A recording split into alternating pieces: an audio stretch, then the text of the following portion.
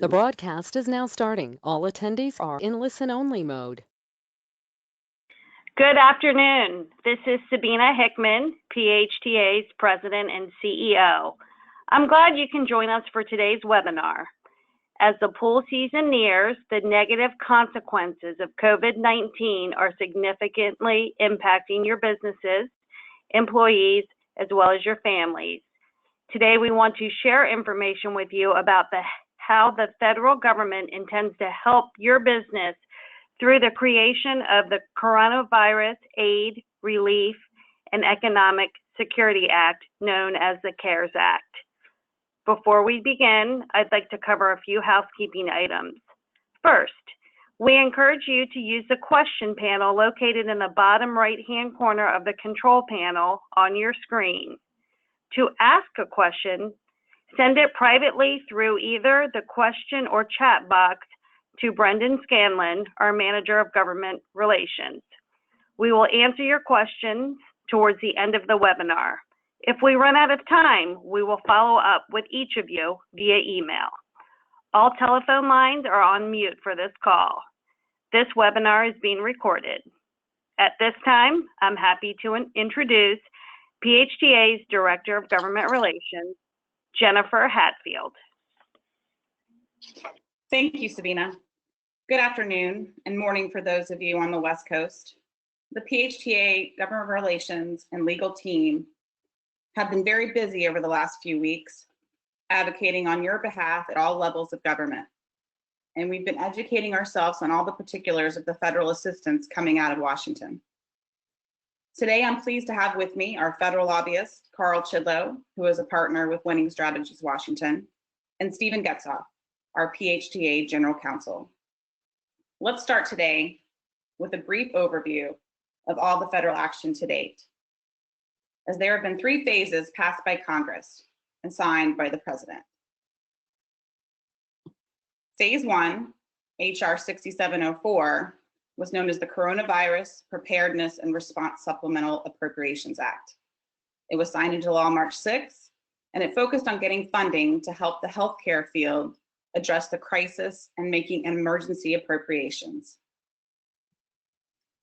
This legislation provides $8.3 billion in all new funding for a robust response to the coronavirus, including support for state and local health agencies, vaccine and treatment development, and loans for affected small businesses to lessen the economic blow of this public health emergency.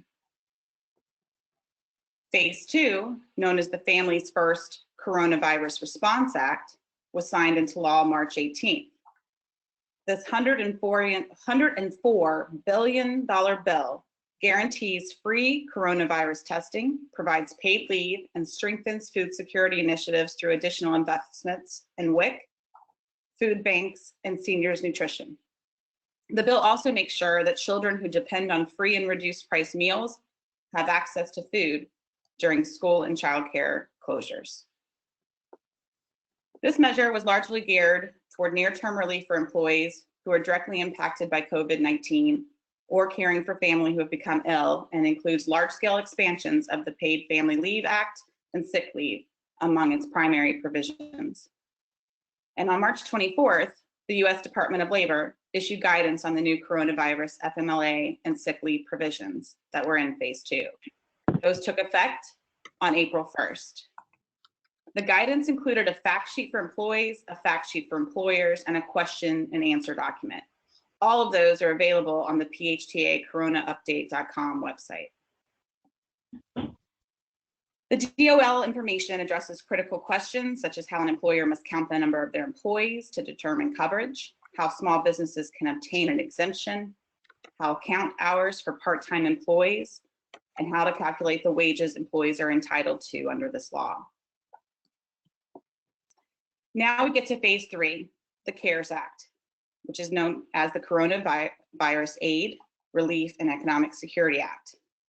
This was signed into law on Friday, March 27th. It was a $2 trillion federal coronavirus relief package, and it includes nearly $350 billion for a small business loan program called the Paycheck Protection Program, which is our focus today. And it's important to note that phase 3 made some changes to phase 2 by increasing the protection of workers and giving employers the paycheck protection program to mitigate. So hence our focus today. And with that, I would like to turn this over to our PHTA General Counsel, Steve Getzoff.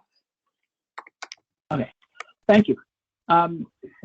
This program basically is about a 100-page piece of legislation and already a 30-page preliminary rulemaking, which we're going to try to distill to its basics over the next 5 to 7 minutes. So let's go right to the first slide. Okay.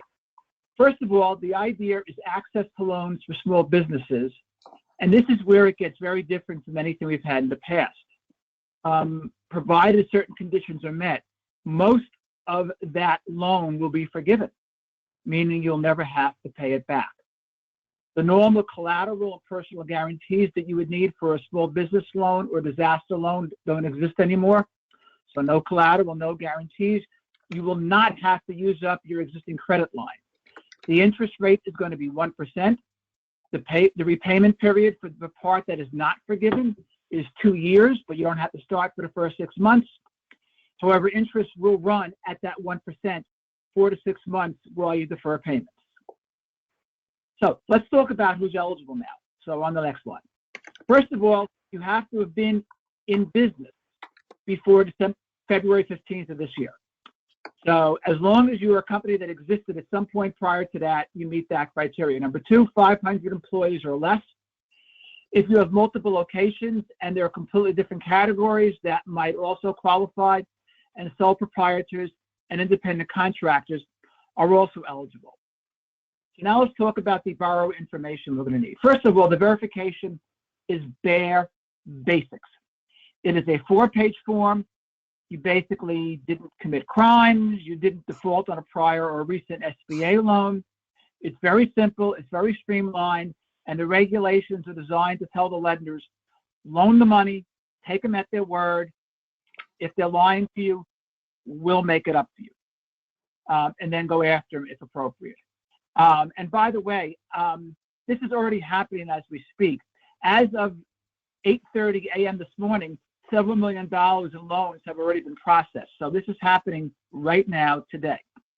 Now, the borrower has to certify that the uncertainty of the current economic conditions make this loan necessary in order to keep ongoing operations. And number two, that the funds are going to be used to retain workers and maintain payroll and make mortgage payments, lease payments, and utility payments.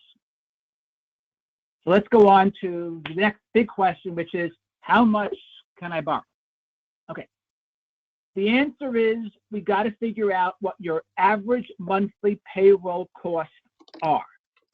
Now, first I'll talk about what the average is, and then we'll get into what payroll costs are. So first of all, for a company that operates over a year-round basis, it's your average payroll cost per month over the last 12 months. And you can either calculate it from a year ago today to now, or if it's simpler, which it is for a lot of people, just go with your 2019 number.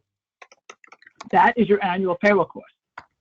Then we divide that number by 12 to figure out what your average monthly payroll cost is. We take that number and multiply it by 2.5. If you're a seasonal employer, then we can look, you can choose 1 or 2 periods to use to determine what your average monthly cost is. You can either use the 12 weeks starting February 15th of last year, or you can use the March 1st to June 30th period of last year. To figure out what it is, then get your average monthly from that, and again, multiply it by 2.5. So the next question is, what are payroll costs? Well, number one, it's salary, wage, or commission, but only up to 100 grand. So if you got somebody making 200 grand, only 100 of their compensation counts as payroll costs.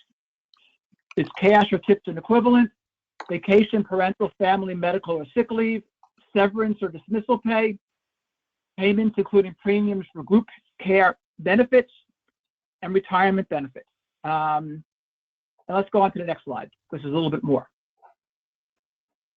It also includes payroll tax, whether paid to state or local or federal, and it includes payments to a sole proprietor or independent contractor, self-employed, that is wage, income, or net earnings from self-employment, again, capped at a year.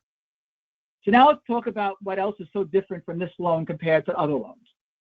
First of all, 75% of the loan proceeds you get must be spent on payroll costs. The other 25% can be spent on mortgage interest, utilities, or rent. Again, no collateral, no guarantees, no need to exhaust credit, and again, substantial portion is eligible for forgiveness.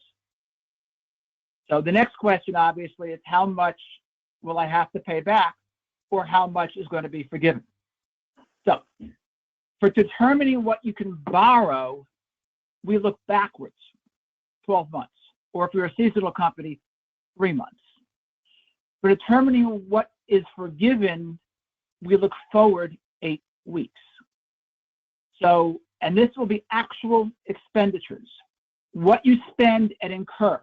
And the reason I say incur is you can't hold off on expenses and then load them up all into that 8-week period and pay 3 months rent in the 8 weeks and get credit for all that. It's what you pay and incur during the next 8 weeks after you get the loan for payroll costs, which we've already defined, mortgage interest, not prepayments. You can't prepay your mortgage with that money.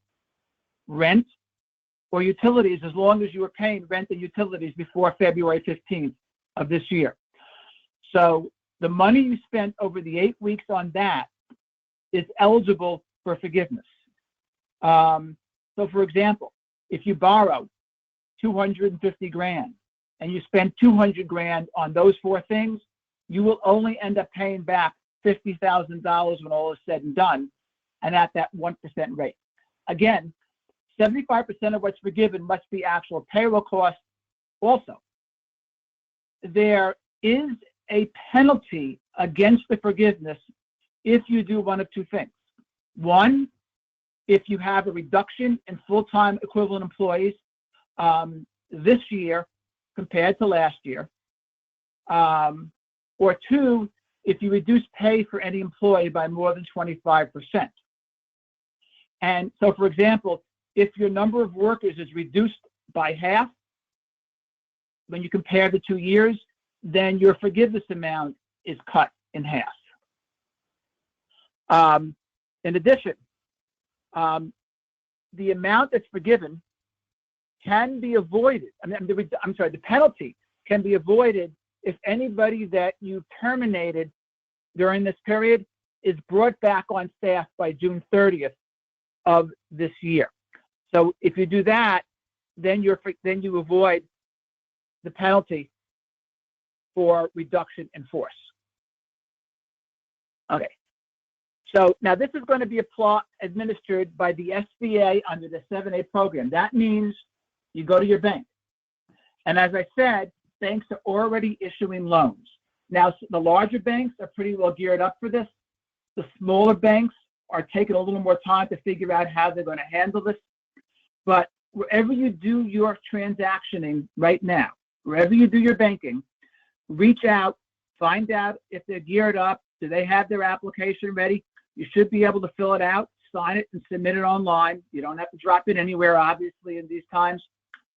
So, again, we have our interpretations, we have our forms, and the line is already forming. Now, I don't think we're going to run out of money. It's $350 billion that are going to be available to back up these loans.